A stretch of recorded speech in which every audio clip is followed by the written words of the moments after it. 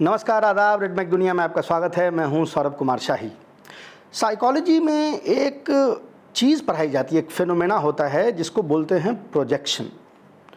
Projection क्या phenomena है? Projection phenomena ये कहती है साइकोलॉजी में कि कई बार आदमी की अपनी जो जहनियत होती है, अपनी जो मानसिकता होती है, वो ये सोचता है, वो ये समझता है कि सामने जो उसके आदमी है उसकी भी वही जहनियत है, वही मानसिकता है।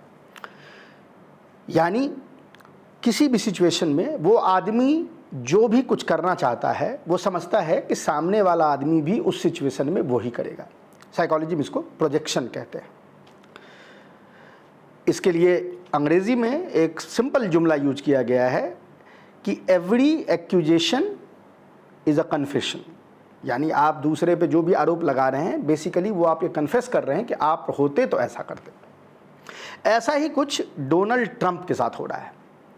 आपको याद होगा, पिछले कई महीनों से डोनाल्ड ट्रंप और उनके एडमिनिस्ट्रेशन के लोग, चाहे बात गज़ा की हो रही हो, चाहे बात ईरान की हो रही हो, बार बार वो ये कहते हैं गज़ा में हमास के बारे में, ईरानियन एडमिनिस्ट्रेशन के बारे में, कि ये लोगों को एज अ बेट यूज करते हैं, एज अ चारा यूज करते हैं।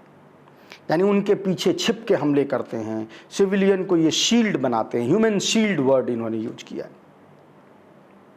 अब ये पता चला है, और ये पता चला है वॉशिंगटन पोस्ट की रिपोर्टिंग से, जो कि अमेरिका का अखबार है, प्रो रिपब्लिकन अखबार है, प्रो पेंटागन अखबार है, उसकी अगर माने तो अभी जब नाटो समिट के लिए डोनाल्ड ट्रंप टर्की आए थे और वहाँ से एक तरीके से दुम दबा के उनको भागना पड़ा था, जब उनको ये लगा कि ईरान उनकी हत्या करने वाला है। जब वो ये कर रहे थे तो उन्होंने भी ह्यूमन शील्ड का उपयोग किया। बेट जो अंग्रेज़ी में कहते हैं, आपको शेर को पकड़ना हो तो आप बकरी बांधते हैं, उसको अंग्रेज़ी में बेट कहा जाता है, चारा। लेकिन चारे के लिए डोनाल्ड ट्रंप ने किसको यूज किया? खुद अमेरिका के ही जर्नलिस्ट को। जी हाँ, ये हम नहीं कह रहे हैं, हम एक्यूज़ नहीं कर रहे हैं, ये वॉशिंगटन पोस्ट की आज की रिपोर्ट बता रही है। क्या है पूरा मामला?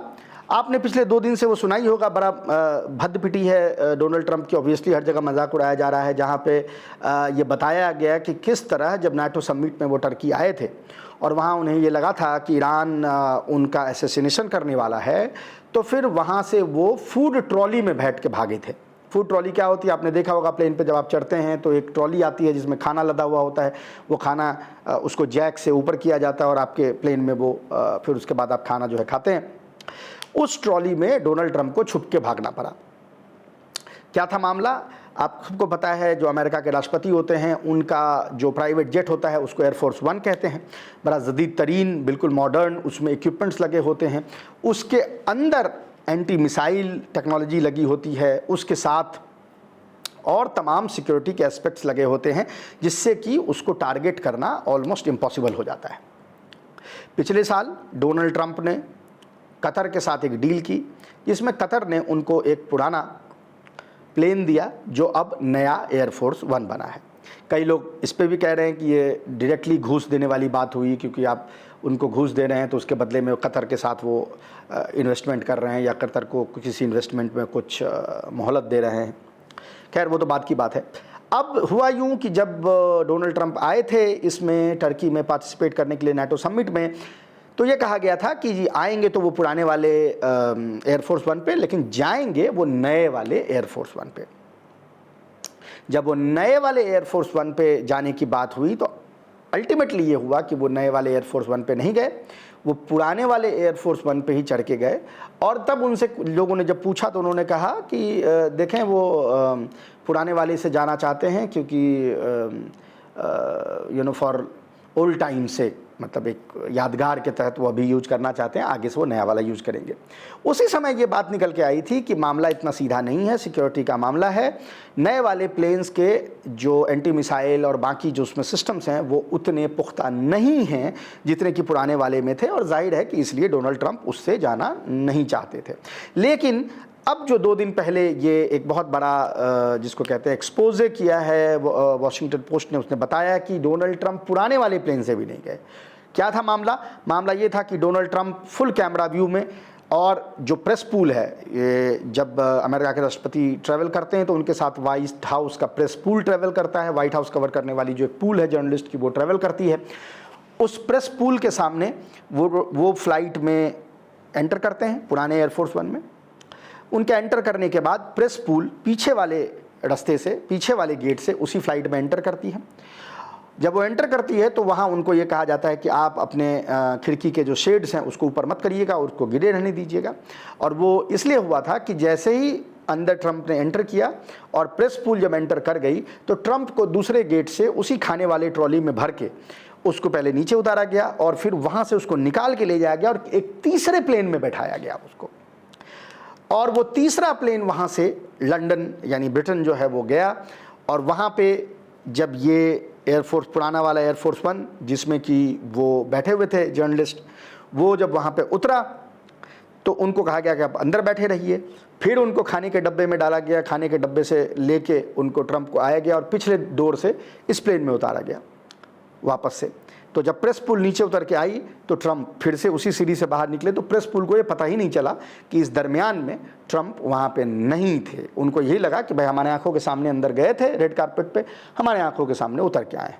वहाँ से पूरी की पूरी टीम जो नए एयरफोर्स वन है उस पर बैठ के, क्योंकि वहाँ से सुरक्षा की कोई उतनी वो नहीं थी, और वो फिर अमेरिका के लिए निकल गए।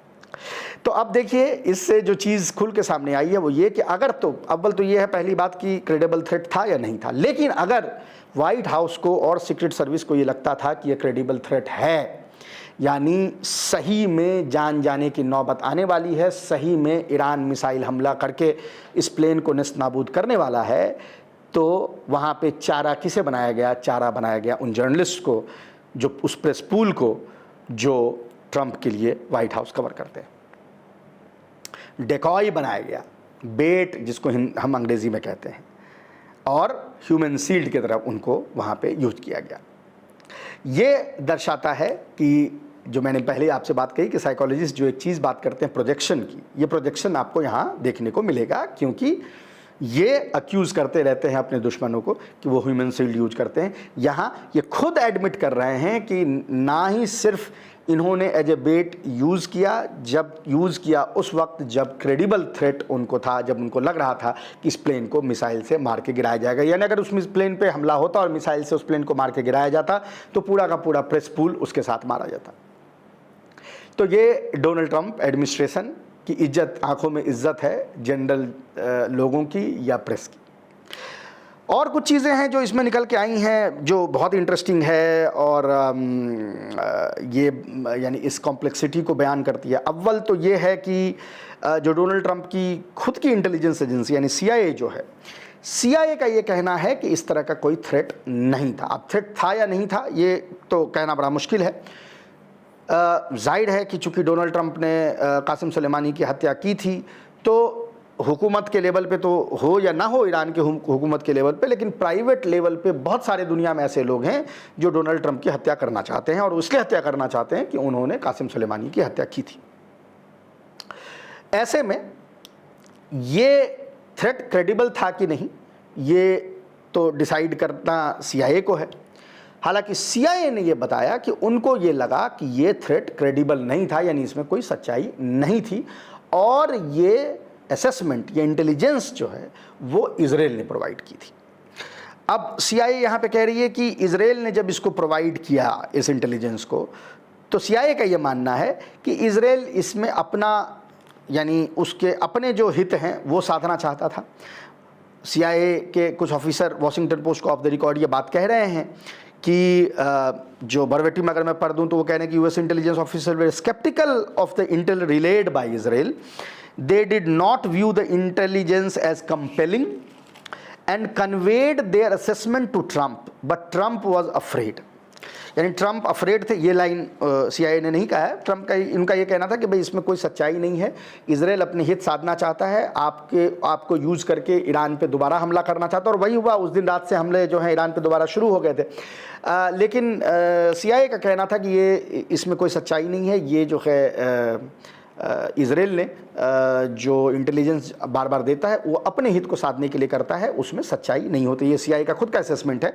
लेकिन जब ये चीज़ ट्रंप को बताई गई और ट्रंप को कहा गया कि हमें इस पर विश्वास नहीं है, बट हम आपके विवेक पे ये चीज़ छोड़ते हैं, तो ट्रंप इतना डरा हुआ था, इतना सहमा हुआ था कि ट्रंप और सीक्रेट सर्विस जो उसकी है उसने डिसाइड किया कि नहीं, इस इंटेलिजेंस पे काम किया जाए। और उसके बाद ये डिवाइस, ये डिकॉय जो है वो प्लान किया गया। जब ट्रंप उतर के वहाँ पे गए तो ये इंटेलिजेंस जब दी गई थी तो उसमें बहुत कम लोग थे जिनको ये बात पता थी कि इस तरह की कोई इंटेलिजेंस यहाँ पे डिलीवर की गई है। जो लोग ट्रंप के साथ वहाँ बैठे हुए थे थ्रेट के परसेप्शन को रिव्यू करने के लिए, उसमें जाहिर है कि सेक्रेटरी ऑफ डिफेंस पीट हेग्सेथ थे और साथ ही साथ जनरल डैन केन थे जो चीफ ऑफ स्टाफ हैं। वो दोनों वहाँ पे मौजूद थे, उन दोनों को ही ये बात बताई गई थी। लेकिन उसके बाद ट्रंप एडमिनिस्ट्रेशन ने डिसीजन लिया कि हाँ, इवन इफ CIA कहता है कि इसमें क्रेडिबिलिटी नहीं है, लेकिन हम रिस्क नहीं ले सकते। और ट्रंप डर के उन्होंने ये कहा कि भाई हमको यहाँ से निकालो। ट्रंप को जब उस प्लेन से निकाला गया खाने के डब्बे में डाल के, तो उसमें उनके साथ कुछ ऑफिशियल्स भी थे। कौन ऑफिशियल थे? डैन स्कैविनो हैं, white house deputy chief of staff. उसके बाद नैटली हार्प हैं, प्रेसिडेंट की एग्जीक्यूटिव असिस्टेंट, वो थी। और वॉल्ट नाउटा थे, director of Oval office operations. ये तीनों उनके साथ शामिल थे। लेकिन बाकी जो ऑफिसर्स थे उनको भी दूसरे प्लेन में छोड़ दिया गया बेट के लिए, एज अ बेट, यानी उनको एज अ चारा दूसरे प्लेन में जर्नलिस्ट के साथ छोड़ा गया। अब इससे एक और भी चीज़ होती है जो देखें, डोनाल्ड ट्रंप बड़ा इमेज कॉन्शियस आदमी है। आपको याद ही होगा जब 2 बार उनके असैसिनेशन अटेम्प्ट हुआ तो उन्होंने बड़ा हाथ ऐसे ऐसे करके वो उन्होंने एक अपनी इमेज बनाई कि बहुत पावरफुल आदमी है। सडनली अब उनकी इमेज धराशायी हो गई है। ये जो जेन जी हैं, आजकल वोग में हैं, उनके ज़बान में बोलें तो उनका ऑरा जो है वो लेस कर दिया गया। ऑरा लेस इसलिए कर दिया गया कि कहाँ तो आपने वो इमेज बनाई थी कि भाई असैसिनेशन अटेम्प्ट होने के बाद आप मुक्का हाथ दिखाते हुए और ऐसे करते हुए निकल के जा रहे हैं और उसने आपको इलेक्शन जितवा दिया। और वहीं सामने पता चला कि भाई आपको खाने के डब्बे में पैक करके आपको प्लेन से निकाला गया है और आप डरे डरे भागे फिर रहे हैं। आप ये क्लेम कर रहे हैं कि हमने ईरान को नेस्तनाबूद कर दिया है, उनका तो एयरफोर्स ही नहीं है, नेवी नहीं है, ये नहीं है, वो नहीं है। लेकिन फिर भी आपको इतना खौफ था, आप इतने हैबत में थे, इतने खौफज़दा थे वहाँ पे कि आप प्लेन के अंदर से ये जो बिल्कुल एक ह्यूमिलिएटिंग चीज़ होता है जिसमें कि आपको खाने के डब्बे में छुपा के निकाल के ले जाया गया, उसके लिए आप तैयार हुए। तो यानी सडनली जो आपने एक ये स्ट्रॉन्ग मैन की इमेज जो पूरी की पूरी क्रिएट की थी, वो स्ट्रॉन्ग मैन की इमेज जो है वो धराशायी हो गई। क्योंकि तमाम अखबार, चाहे वो न्यूयॉर्क टाइम्स हो, चाहे वॉशिंगटन पोस्ट हो, वॉल स्ट्रीट जर्नल हो, और दुनिया के तमाम अखबारों में ये चीज़ ट्रांसलेट होके गया और दुनिया ने देखा कि किस तरह आप डर से मारे मारे फिर रहे थे। तो ये एक जो carefully cultivated persona Donald Trump की थी वो तो यहाँ पे तार तार हुई ही। लेकिन जो सबसे बड़ी इसमें बात थी वो ये थी कि ये आदमी, ये एडमिनिस्ट्रेशन अपनी जान बचाने के लिए पूरे प्रेस पूल को, पूरे जर्नलिस्ट को ह्यूमन शील्ड बनाने को कभी उसमें इसको कभी कोई गुरेज नहीं होगा। और उसका एक मुजाहिरा, उसका एक एग्जाम्पल वहाँ पे दिखा दिया गया टर्की में, जब उनको एयरफोर्स 1 में छोड़ के ये खुद C-32A जो मिलिट्री प्लेन है उसमें डर के वहाँ से भागे। तो ये डोनाल्ड ट्रंप एडमिनिस्ट्रेशन का चेहरा है। बड़ी बड़ी बातें, एक परसेप्शन, एक स्ट्रॉन्ग मैन की इमेज बनाने की कोशिश, लेकिन अंदर से खोखला। अभी के लिए इतना ही, हम आपसे फिर मिलेंगे, तब तक के लिए नमस्कार।